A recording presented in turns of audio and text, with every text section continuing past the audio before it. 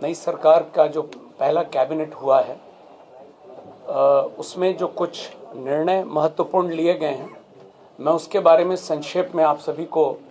अवगत कराना चाहता हूं। अलग से आप लोगों को प्रति मिल गई होगी या मिल रही होगी। मुख्य रूप से जो आज कुछ निर्णय हुए हैं वो उद्योग के जाल को बिछाने का है और बड़े पैमाने पर रोजगार सृजन का है। जो पहला निर्णय है वो पूरे पूर्वी भारत का इस राज्य को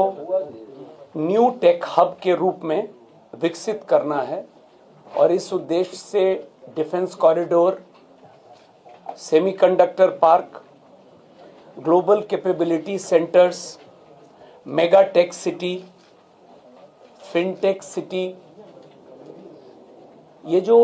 स्थापित करना है, तो इस तरह की योजनाओं को कैसे स्थापित किया जाए एक मिशन मोड में और उसका अनुश्रवण करने के लिए मुख्य सचिव की अध्यक्षता में समिति के गठन का निर्णय हुआ है और इस समिति में राज्य,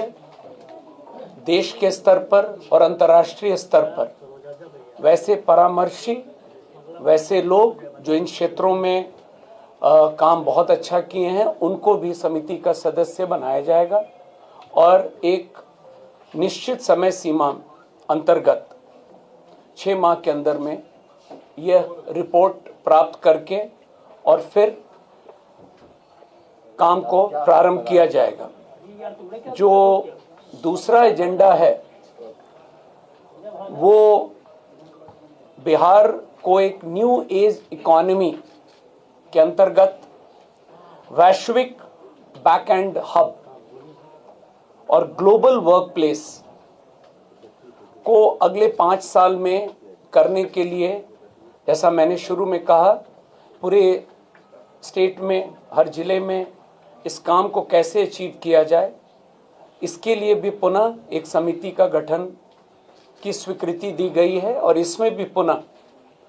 वैसे लोग विशेष रूप से जो इस क्षेत्र में राष्ट्रीय स्तर पर, अंतर्राष्ट्रीय स्तर पर काम किए हैं,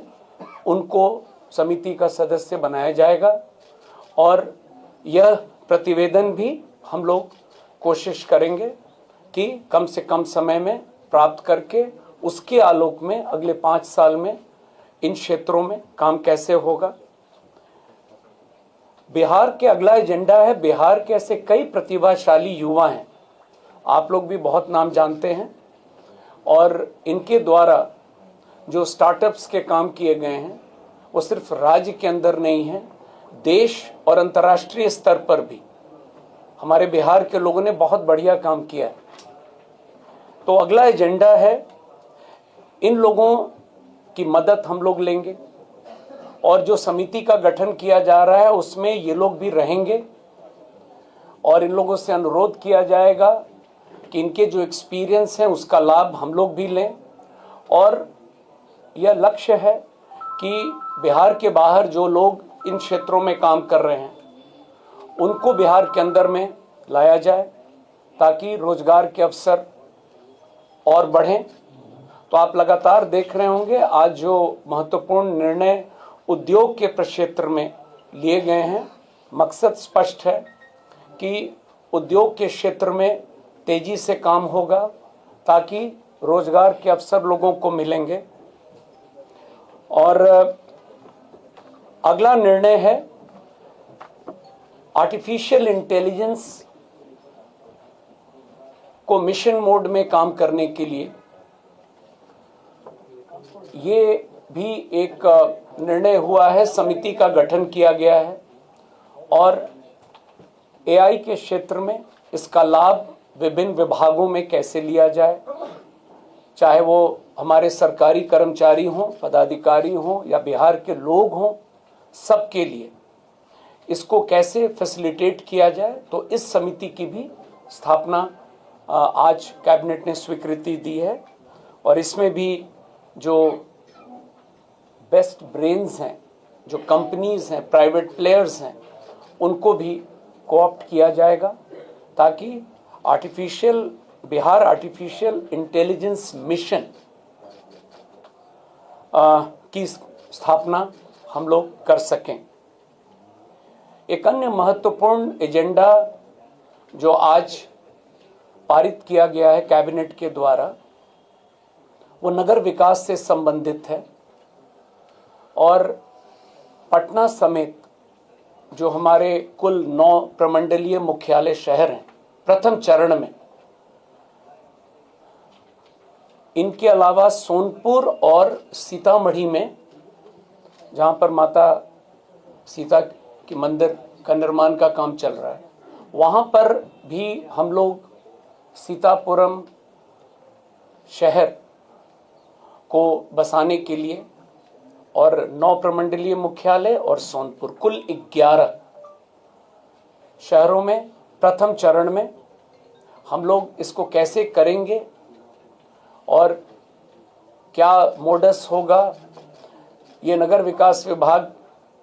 को यह दायित्व मिला है और यह समिति की भी अध्यक्षता मुख्य सचिव के स्तर पर है और इसमें भी इन मॉडल्स को स्टडी करने के लिए हम लोग, जैसा कि मैंने पूर्व में भी बताया है,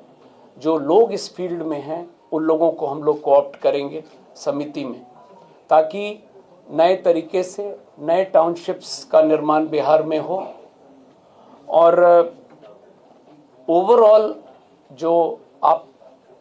थ्रस्ट है आज के कैबिनेट का, प्रथम कैबिनेट में, वो निश्चित रूप से उद्योग के क्षेत्र में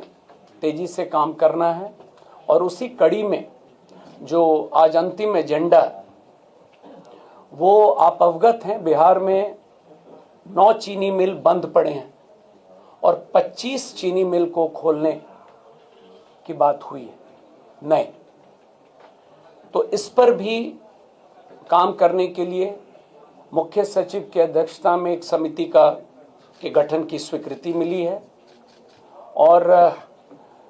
इनको कैसे कम से कम समय में और हम लोग क्रियान्वित करेंगे, ये निर्णय आज हुआ है।